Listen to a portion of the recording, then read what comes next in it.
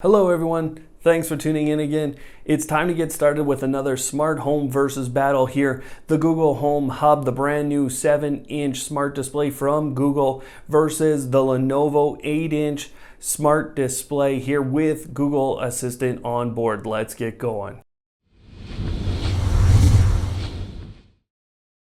All right, now if this is the first time on Automate Your Life for yourself, go ahead, click that subscribe and get that bell notification going here. We're going to give you back time in your life through automation in a number of ways. Now today it's a little bit different. I'm going to help you make a purchasing decision if you're looking at either one of these two devices or you just want to know which of these two devices you should be looking at. Now, as far as I'm concerned, the first thing to talk about here is the software on these two devices. And the reason I say that is because some of the early differentiators here were related to when the Google Home Hub launched here. What was stated was that, we had an extra menu for navigation in terms of home control. So you could pull down and right away go to all your smart home lighting. You could also, in the end, get to the rooms and therefore all of your devices. And it looks a lot like the Google Home application. Now, since that time, the Lenovo Smart Display has been updated with that very same menu. The other thing that people were talking about as being such a big differentiator was the ability to be included in multi-room audio, and now both devices can do that as well. So, as far as I'm concerned, the software is now equal on these two devices. There's basically an extra welcome video or welcome/setup video here that Google has put on this device that is not here on the Lenovo Smart Display, at least the last time I checked. In terms of those software menus and those different things, let me show you here in a quick demo what both of these devices can accomplish. As I showed earlier, you can pull down and then tap into the lights function here, and both of these devices can scroll through your different rooms, your different lights, and you can tap on, and then you get this control interface here that you can adjust your devices on. Now, you can turn on and off, and if you had color, you could also adjust that. The second component of that menu is the media.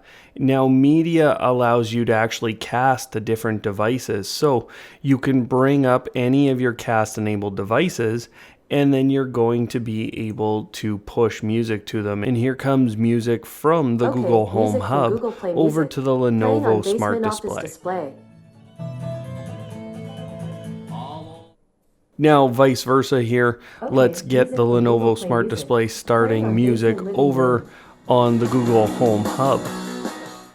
The other component of that menu is called Broadcast, and this just allows you to broadcast a message to all of your Google Assistant-enabled devices in the home. Hi, how are you?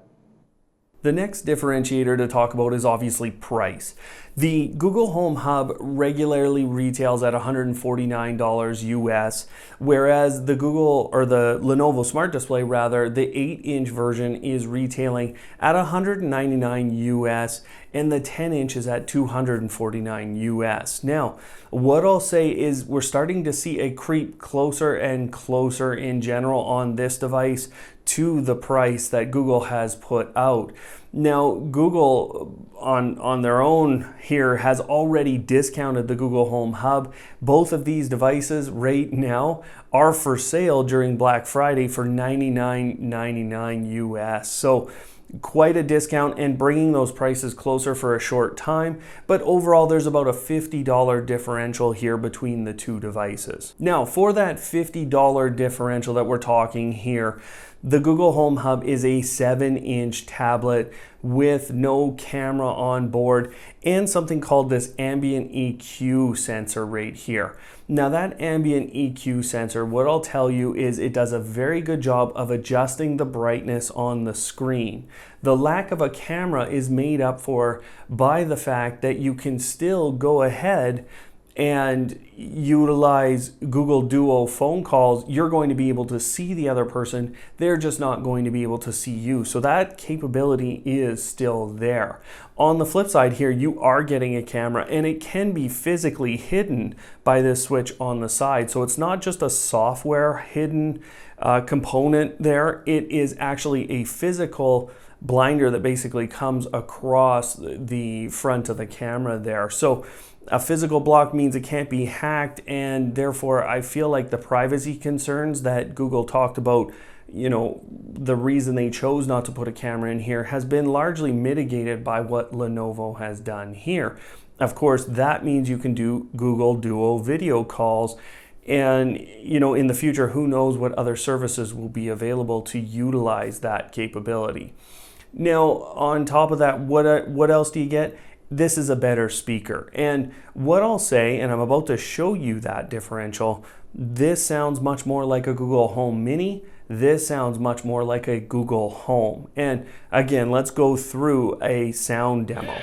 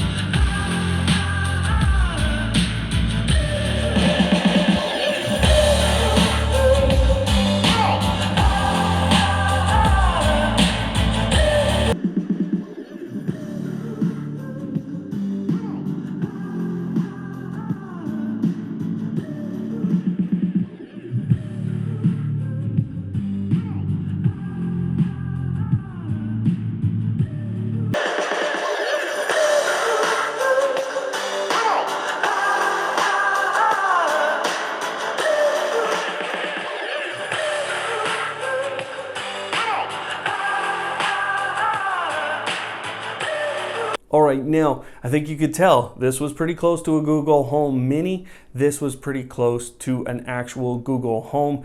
And you know, at times it sounds better, at other times it sounds worse. It depends really what you're playing. But ultimately, the speaker is better over here on the Lenovo Smart Display. Whether or not it's the 8 or the 10-inch, I've been able to test both. One other little thing to mention here, this device has one other feature that the Google Home Hub doesn't. That's it right there. And I find this works kind of tilting on edge here like that for Google Duo video calls, because a lot of people are using their phone basically in that portrait mode, and it's an Android phone, and they're just looking at it like this in front of their face, and you can have a video conversation in this way. Otherwise, I find myself saying, I can only kind of see half of you here, and asking people to kind of turn that way. The Google Home Hub obviously can't do that. You can't turn it like this to get it to work like that. So this little bit of design extra from Lenovo, I think, really helps if you're wanting to make a lot of those Google Duo phone calls.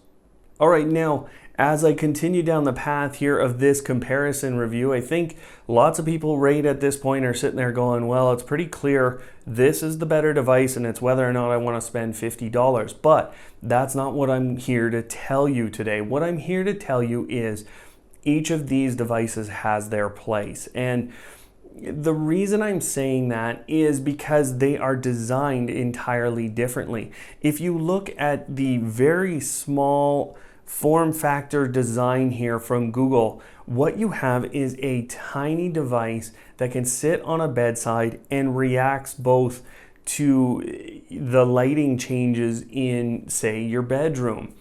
This would also work very well as a companion device in a living room. That's what I would find, and you don't have to have a huge bedside table or side table in your living room to place this on.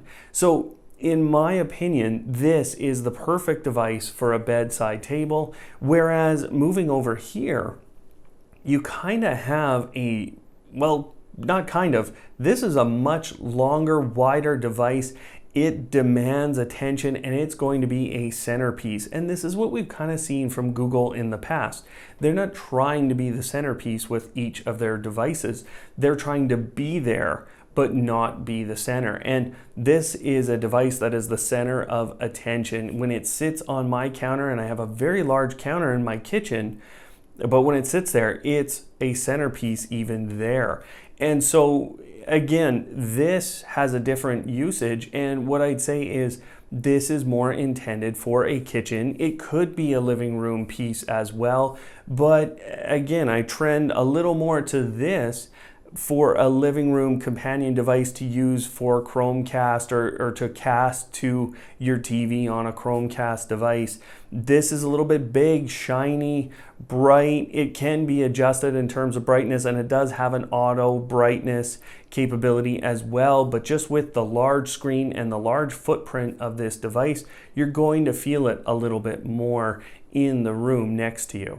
There you have it, guys. That's basically all I'm going to go through. You have a differential in terms of some of the hardware physically in here. You've seen those little signs up through the video here, but really the differential between these two devices is so small that really I think what it comes down to is where you want to place one of these devices. And for me, this is a bedside table or even a living room side table. This is your main display sitting in a kitchen or a very, very public place where you have a big space.